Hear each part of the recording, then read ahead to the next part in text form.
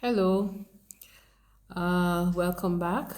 I'll be talking about the your resident visa, your travel documents, your family, how will they get here, and so on, and also touch on the different foods you can take and some of the things that you don't have to take, okay, when you're coming here to work as a teacher in the UAE.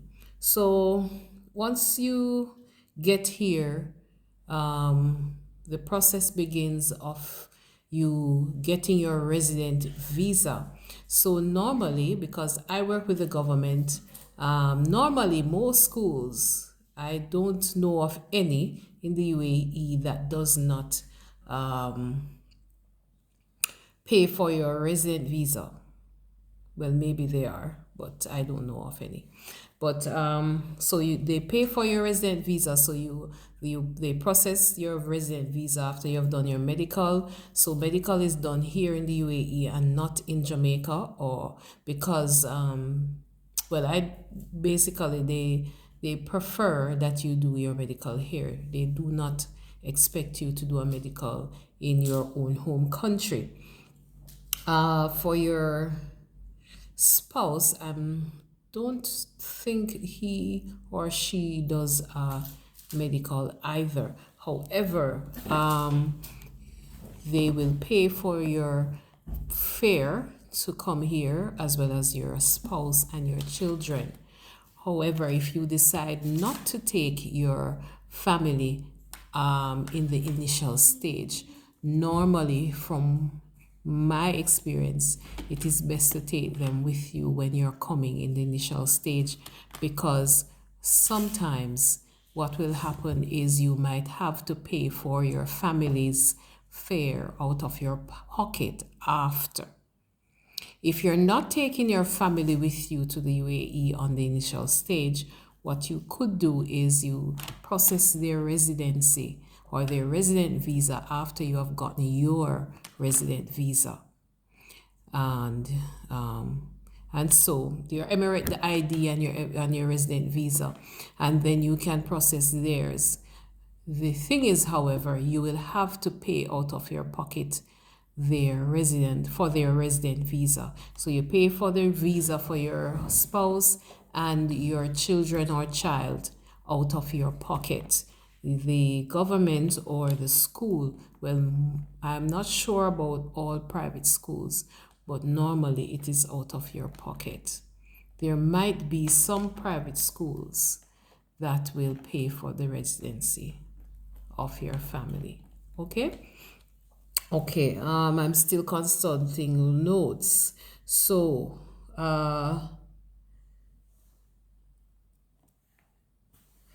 as I said, I recommend that you take your family. I was advised by several persons not to take my child, and I did not regret not leaving her. I took her with me. It's best when you have family around and people you know and familiar with, especially when there are challenges. There is someone there that you can get comfort from or even talk with as you go through those difficult initial stages. Okay, if it is that you do not want your spouse to leave his job or her job, you can it is better, or I would advise you that you should allow your spouse not to come to the UAE and leave his or her job in the initial stage. It would be better if he takes a leave or she takes a leave from his work or her work and come to the UAE to get a feel of what it is all about. See if there is any job for this person, for him or her. Is it somewhere that he or her will like to live before making that decision to just leave their job. If you have a business, it's good. At least you can leave someone to continue running your business while you come away to see what happens.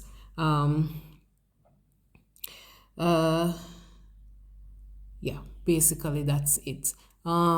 If you, as I said before, say for example you're here, you need to look for an apartment, especially when you're working with the government.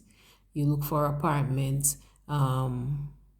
It would be good if you have your spouse to maybe look after the children while you're out looking, or your spouse can go and look in the meantime. You will meet people, and you can join groups on Facebook and on WhatsApp. There are many groups. When you go on Facebook and join some of the groups, even before you reach here, to learn about coming here and to even find jobs, you know, for here, not jobs, even find apartments, and even jobs too for your spouse. You might just be lucky to get something from those sites, but they're very helpful. So join some of the groups on Facebook, teachers teaching in the UAE, and so on. Foods that you could take. Yeah, take your favorite foods. Like your snacks, your saltfish. They won't give you trouble at the airport. They did not give me any trouble with the foods that I took. No liquids, of course, unless you're checking them on. Um, Powdered seasonings, tin mackerel Jamaicans, browning, all-purpose seasoning, mint ball, Bigfoot, banana chips, chiffon. I took chiffon with me, good old chiffon butter, and tambourine ball, buster, all those nice little sweets that you like, until you find what you want here. Food is fairly cheap. We are Jamaicans, we know how to budget, and as I said, the salary is manageable. Also, clothes you are not to take, excessive party clothes. You're here to work. If you're going to a party normally, there's not much. You'll find clothes here, and they are fairly cheap as well. Clothes and shoes that are well, especially the shoes, because you're going into the classroom, you're going to be standing a lot, walking around, so you don't need high heels, you don't need stocking. The dressing in the UAE is different from the dressing in Jamaica, so you don't wear short skirts. They're long, ankle length mostly, or the abaya, and you don't have to wear the hijab, you don't have to wear the scarf. Only some persons like it, so they wear it. You wear normal clothes, dresses, but sleeves are normally long or over the elbows. You cover your elbows. Long sleeve shirts for the men, Dockers type pants and loafers. We don't have a dress down day, so no jeans and t-shirt. Women on most occasion coming to work, they wear sneakers or slippers, but not those regular normal flip-flop, but slippers if you need your toes exposed. Quite decent clothing. No low-cut clothing is allowed. Normally you would have to ensure that your top is covered, and no revealing clothes in a nutshell. Basically it is the mindset or the views of persons are that, oh, you coming to a country, you have to cover from face everything. Oh, that's not the case. You'll be surprised. Regular clothes can be worn, but everything in its place. So you have to be professional, and do not come and expect to shout at the students, because they're noisy. They're not normally noisy in class, nor even when they're outside. They're not so noisy. the regular banter of kids. So you wouldn't find that happening. So you be on what you would say, be on the, well, just be open-minded. Kids are going to be always kids, and you just have to know how to manage them. You use different strategies to see what best works, or what works best in each of your classes. All classes are different, and it also depends on your experience.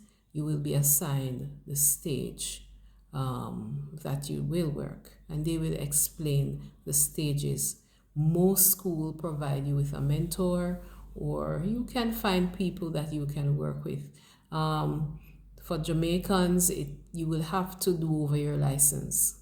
You will have to go to driving school. You will have to do eye tests. You will have to do over the written tests, yeah, and all of that.